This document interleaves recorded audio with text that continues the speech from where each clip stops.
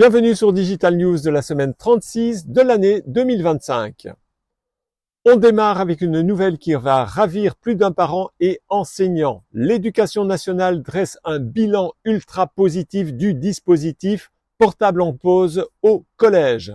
Le principe est simple, les élèves déposent leur smartphone dans des boîtes scellées le matin et ne les récupèrent qu'en fin de journée. Le résultat, une ambiance de cours de récré plus sereine, moins de conflits et des interactions à l'ancienne. Face à ce succès, le ministère envisage de généraliser le système. Une vraie bouffée d'air frais dans le monde scolaire, prouvant qu'un petit pas en arrière pour la déconnexion peut être un grand pas en avant pour le climat social. On passe du local au global pour une surprise de taille. La France se positionne comme le 3e pays le plus influent au monde en intelligence artificielle, juste derrière les mastodontes que sont naturellement les États-Unis et la Chine. Cette montée en puissance n'est pas un coup de chance, mais le fruit d'une politique d'investissement et d'une combinaison de facteurs. Une recherche académique de pointe, une forte concentration de labos de R&D des géants de la tech et un écosystème de start-up dynamique avec des pépites comme Mistral AI. Un sacré coup de projecteur sur le génie français. Parlons maintenant éducation et intelligence artificielle, un sujet qui fait débat. Aux États-Unis, 85% des étudiants utilisent déjà l'IA générative pour leurs travaux. Non pas pour tricher, mais comme un assistant personnel pour résumer ou organiser leurs idées. En France, la question est posée. Comment motiver les étudiants quand l'IA peut faire leurs devoirs pour eux? La solution, plutôt que d'interdire les établissements, apprennent aux élèves à s'en servir de manière éthique pour développer leur esprit critique, leur créativité et leur capacité de résolution de problèmes. C'est le cas de Google avec Gemini, qui se transforme en véritable prof particulier capable de créer des quiz ou des fiches de mémorisation. Une révolution pédagogique est en marche qui met l'accent sur les compétences que l'IA ne peut pas encore remplacer. L'IA n'est pas qu'une histoire de jeunes diplômés.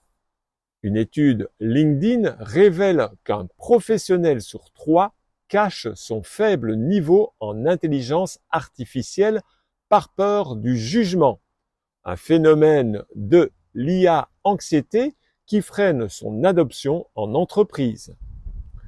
Face à ça, certains n'hésitent pas à franchir le pas. C'est le cas du CEO de Salesforce qui a déclaré avoir remplacé 4000 emplois de services clients par des outils d'intelligence artificielle, libérant ainsi les employés pour des tâches plus complexes.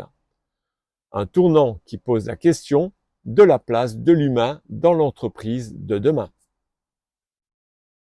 L'intelligence artificielle, c'est aussi un marché qui explose. De jeunes entrepreneurs de 22 ans gagnent déjà des centaines de milliers d'euros en exploitant l'IA générative pour automatiser des tâches. Ceci n'est pas réservé aux grands, mais cette course à l'innovation a un revers, son coût environnemental. Derrière chaque requête à ChatGPT et d'autres intelligences artificielles se cachent des data centers surpuissants qui consomment l'équivalent de la consommation annuelle de plusieurs foyers. Un défi pour des entreprises comme OpenAI qui prévoient de construire des usines à intelligence artificielle pour soutenir leur modèle toujours plus gourmand en énergie. D'ailleurs, Sam Altman lui-même, le PDG d'OpenAI, craint une bulle de l'IA si la rentabilité ne suit pas les valorisations. Dans cette course à l'IA, la souveraineté est un enjeu majeur. La Suisse a lancé son propre modèle open source, Apertus, pour ne pas dépendre des géants américains. Pendant ce temps, Google frappe fort avec une version de Gemini sur serveur local pour garantir la sécurité des données d'entreprise. Et avec Notebook LM, l'IA de Google passe au niveau supérieur en se dotant de la capacité à débattre et à critiquer des arguments. Une compétence qu'on pensait exclusivement humaine. Google est partout cette semaine. En plus de l'IA qui débat, le géant a remporté une victoire judiciaire de taille. La justice américaine a rejeté la demande de céder son navigateur Chrome, consolidant ainsi sa position dominante. Côté innovation, Google Meet se dote de la traduction en temps réel qui réplique le ton et les émotions, une prouesse qui bouscule le monde de l'interprétation. Les autres géants ne sont pas en reste. Xiaomi déploie sa version 3 de son système d'exploitation HyperOS pour une meilleure interconnexion entre ses appareils, se positionnant ainsi comme un rival d'Apple et de Google. Et justement, chez Apple, l'intelligence artificielle fait face à des défis internes, avec un exode d'ingénieurs de la division Apple Intelligence attirés par la culture de recherche et les salaires des concurrents.